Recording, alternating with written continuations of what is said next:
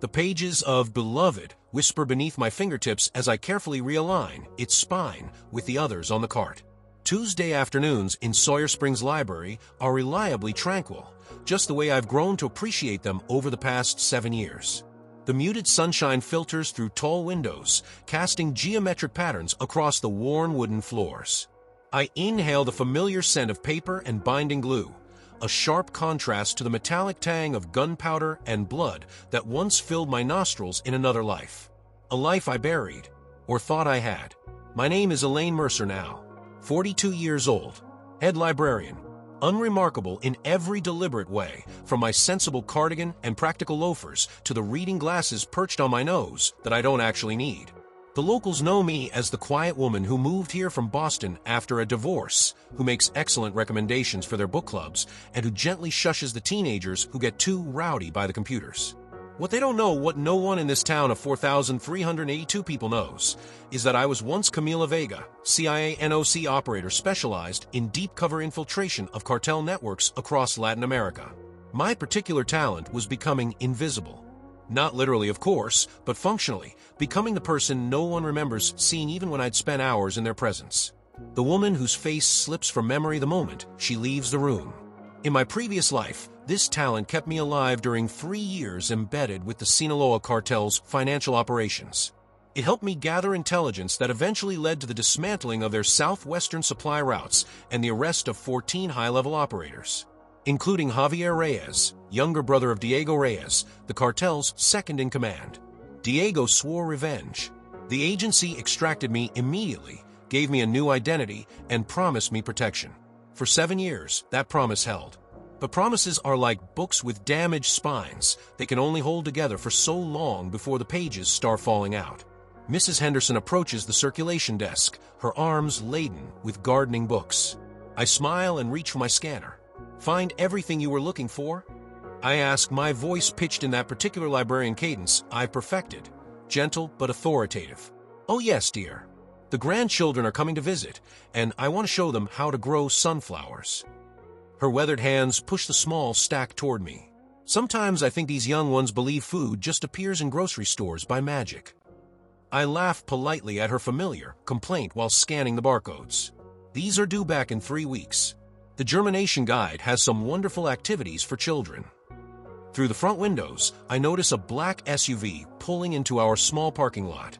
Nothing unusual about that, except something in my mind, that part that never truly went dormant, registers the vehicle's spotless condition despite the recent rain. No local mud splatter. The windows are tinted darker than state regulations allow. My pulse quickens slightly. The time it takes me to scan Mrs. Henderson's last book is enough to see 2 more identical vehicles arrive.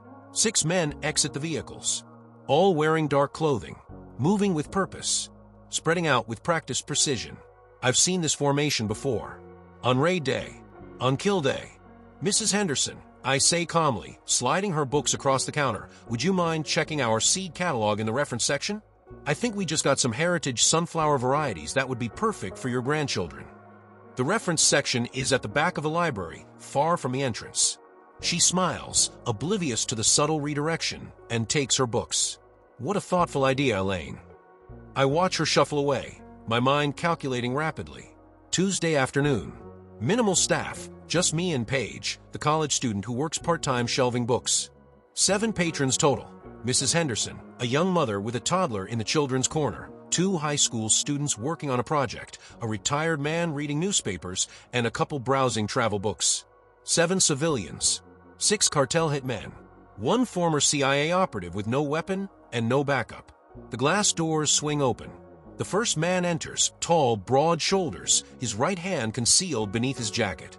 His eyes scan the room systematically, pausing fractionally on each person before moving on. The second man follows, then a third. They fan out, blocking the exits with practiced efficiency. The remaining 3 wait outside, covering the parking lot. I know instantly what this is. 7 years of peace shattered in a heartbeat. Somehow they found me. Paige looks up from the cart she's organizing, her expression shifting from friendly welcome to confusion as she registers the men's demeanor. I catch her eye and give a slight shake of my head. To her credit, she freezes, sensing danger without understanding it. "Can I help you gentlemen find something?" I call out, my voice steady and professional. My mind races through the library's layout, cataloging potential weapons, escape routes, defensive positions. The lead man smiles, but it doesn't reach his eyes. We're looking for someone. A woman. His English carries a Mexican accent, but it's polished, educated. Dangerous. A woman who once went by a different name. Well, this is a public library. Many people come through here. Perhaps you could be more specific. I adjust my fake glasses, buying seconds a plan.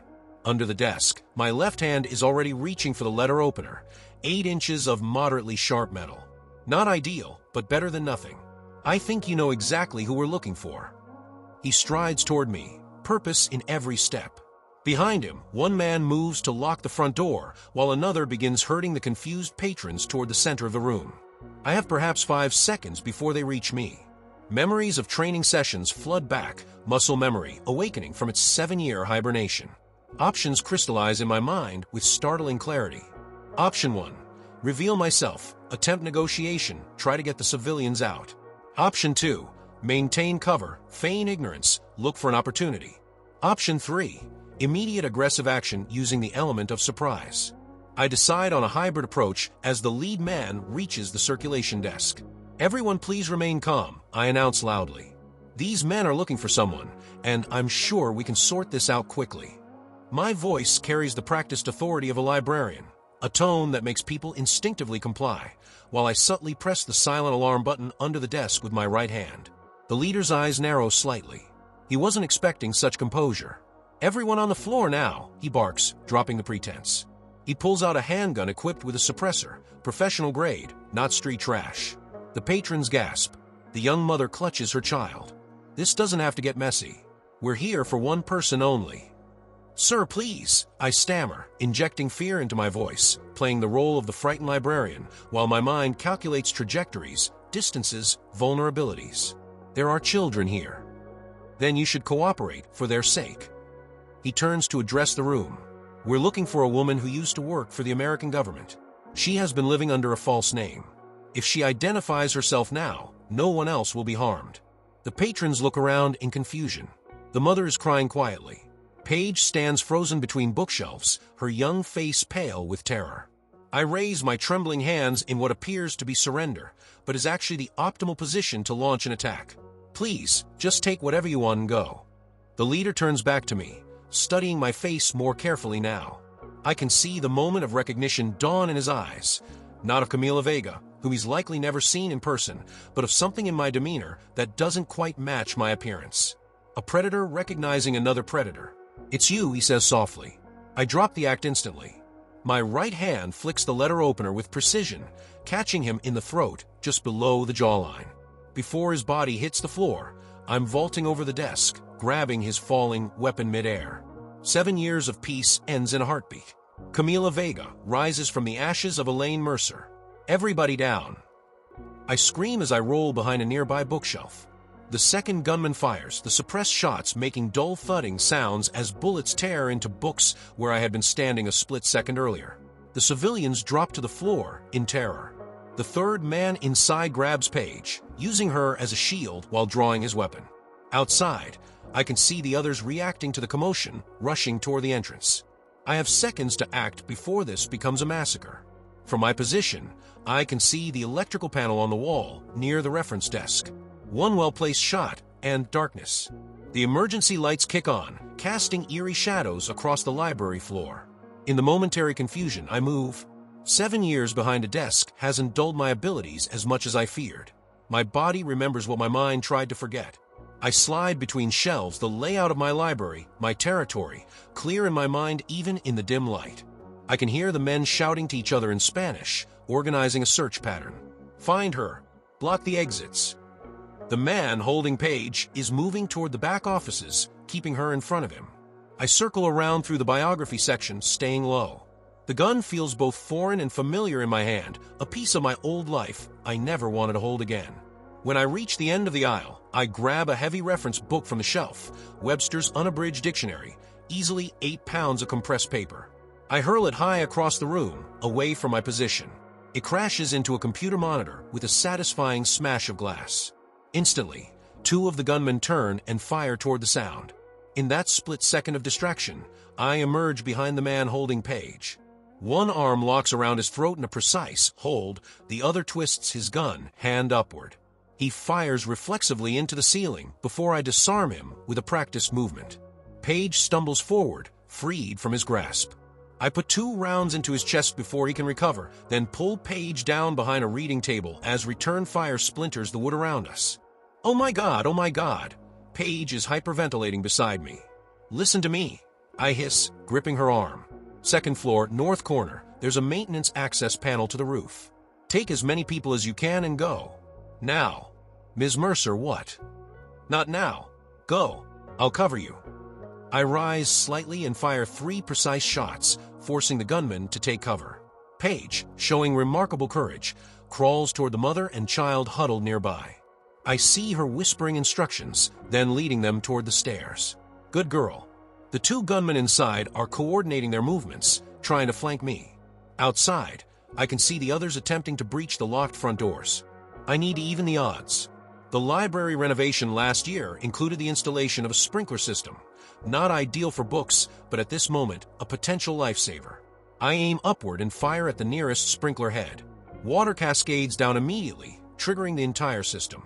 Alarms begin blaring as water rains from the ceiling throughout the building. In the chaos, I move to the central information desk where we keep the library's floor plans and maintenance documents. Pulling out the laminated emergency evacuation map, I quickly refresh my memory of all possible exits and strategic points. The blueprints show what I already know. There's a loading dock in the back for book deliveries, a maintenance exit near the boiler room, the roof access page is hopefully using now, and the main entrance currently being guarded. I check the leader's body, retrieving a spare magazine from his jacket before moving toward the biography section. Water continues to pour down, soaking everything, making the floor slippery. Books are swelling, pages distorting. 7 years of careful curation being destroyed. A strange anger rises in me, not just for the threat to innocent lives, but for this violation of my sanctuary. I hear movement to my left and drop instantly as bullets tear through the sodden books at head level. Rolling under a study table, I fire twice toward the shooter's position, forcing him back. The sprinklers have reduced visibility significantly, an advantage for me, as I know every inch of this space. Through the haze, I can see that Paige has successfully guided several patrons toward the stairs. The high school students and the retired man are following her lead. Mrs. Henderson remains hidden in the reference section, apparently unnoticed so far. I need to get to her before the gunmen do. But first, I need to deal with the immediate threats. I crawl toward the children's section, which offers a different angle on the room. The cheerful animal cutouts and colorful beanbags seem obscene against the violence unfolding. Using a low bookshelf as cover, I spot one of the gunmen moving systematically through the fiction section. His back is to me momentarily as he checks between shelves. I take the shot. He goes down silently among the waterlogged paperbacks. 3 down, 3 to go. A crash from a front tells me they've finally broken through the doors. Fresh adversaries entering the field. I need to change tactics. The children's section has a puppet theater, a small wooden structure designed for storytelling performances. Behind it is a storage area for craft supplies. Among those supplies is mineral spirits for cleaning art materials, flammable and currently right next to a box of birthday candles we use for celebrations. I grab both, quickly soaking several candles in the liquid. Using the lighter we keep for the birthday celebrations, I create 3 makeshift incendiary devices. Not powerful, but smoky and distracting. I position them strategically near the entrance, timing their ignition to create a barrier of smoke and flame between the new arrivals and the interior of the library. The fire alarms, already triggered by the sprinklers, continue their deafening wail. Water and smoke fill the air, creating a surreal battleground. The remaining gunman inside is shouting to his companions at the entrance, telling them my approximate position. I need to move. Staying low, I make my way toward the reference section to find Mrs. Henderson. The water has formed puddles on the floor, reflecting the emergency lights in disorienting patterns. I find her huddled behind the encyclopedia stand, her gardening books clutched to her chest like a shield.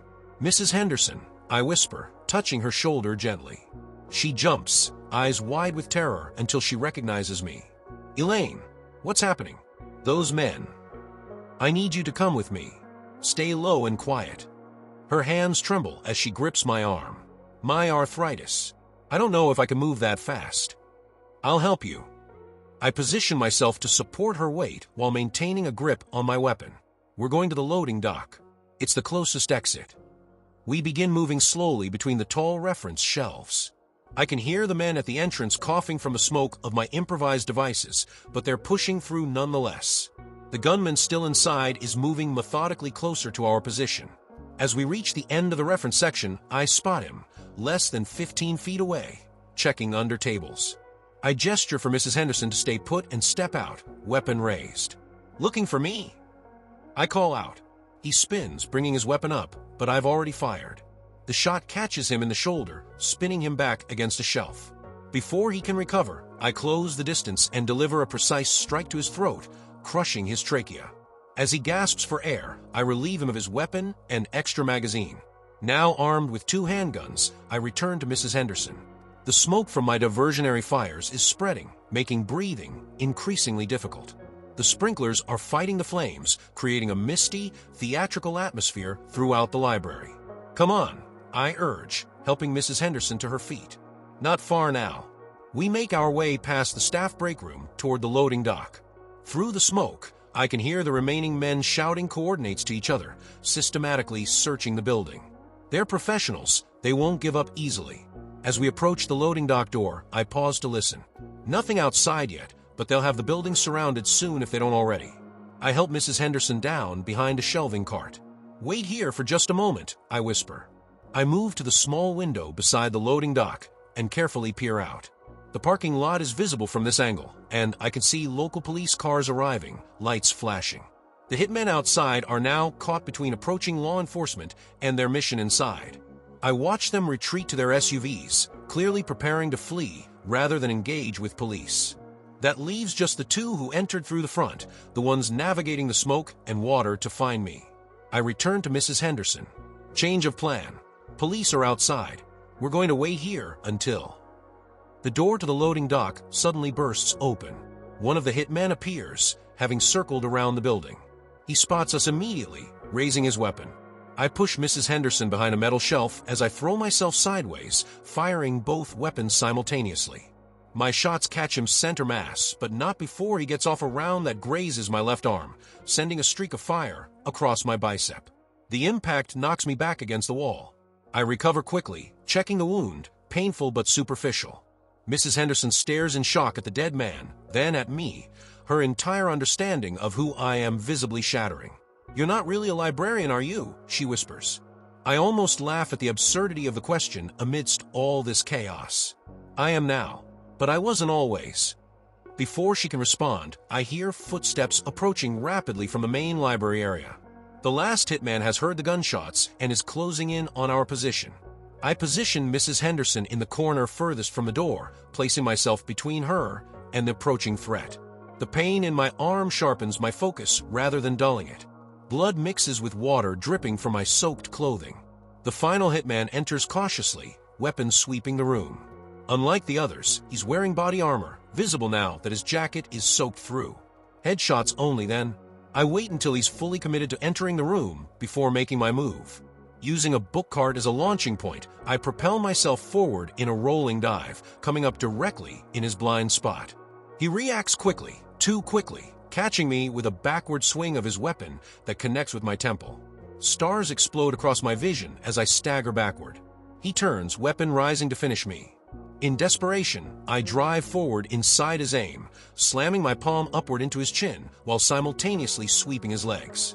We crash to the floor together, his shot going wide.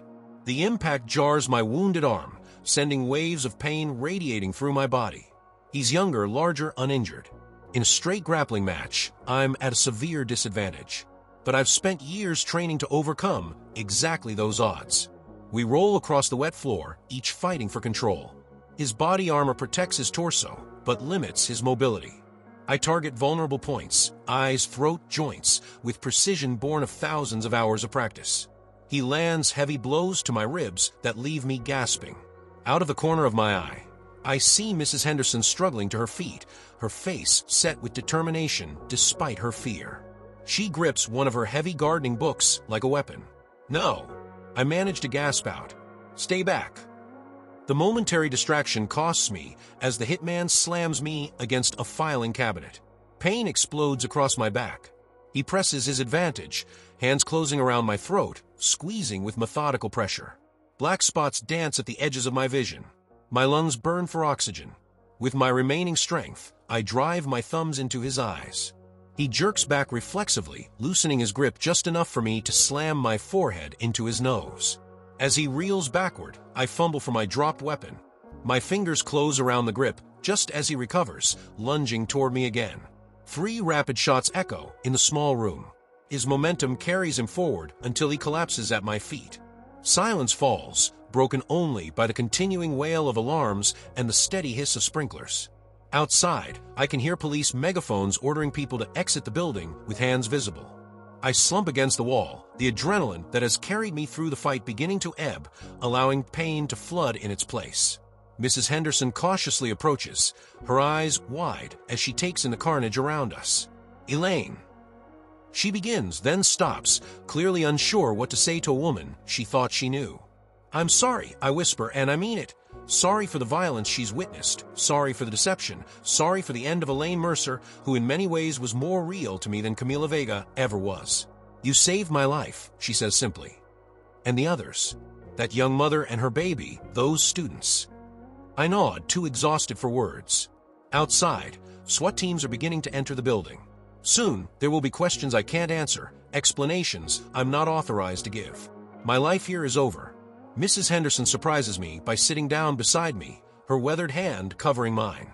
"Whatever you were before, you've been a good librarian and a good friend to this community." Tears mix with the water streaming down my face. 7 years of peace, shattered in minutes. But as I look at the woman beside me, a woman I helped safely through this nightmare, I realize that some things transcend the identities we wear. "The seeds," I say suddenly. "What?" Mrs. Henderson looks confused. "The sunflower seeds. For your grandchildren." I gesture weakly toward the reference desk. There's a catalog in the top drawer. Heritage varieties. I ordered them last month. She smiles, tears in her eyes. "I'll make sure they plant them." A promise that something will grow from this day, after all. The police burst in moments later, weapons raised. I carefully place my gun on the floor and raise my hands, wincing at the movement of my injured arm. "Federal agent," I call out using a designation that isn't technically accurate anymore but will get the right people contacted. Civilians require medical attention. As they secure the room, I catch a glimpse through the loading dock door of the library's exterior. One of the hitman's SUVs is still visible, its driver slumped over the wheel where police bullets found him. The others have disappeared, escaped to report their failure to Diego Reyes. Which means this isn't over. It's just beginning. I'm taken into custody, separated from Mrs. Henderson with promises that she'll receive medical attention. As I'm led through my devastated library, past waterlogged books and bullet-riddled shelves, past bloodstains on carpet I personally selected, I make silent calculations. The agency will need to be contacted. My cover is blown. Protocols for such situations are clear.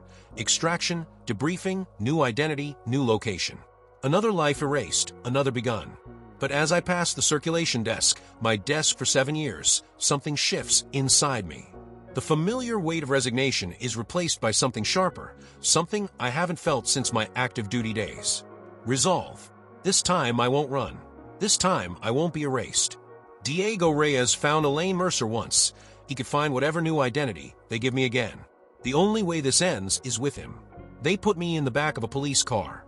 Through the window, I can see Paige and the other patrons being attended to by paramedics. They're alive because of choices I made today. Because skills I tried to bury rose to the surface when needed. As the car pulls away, I catch a final glimpse of my library, my sanctuary turned battlefield. Water damage can be repaired.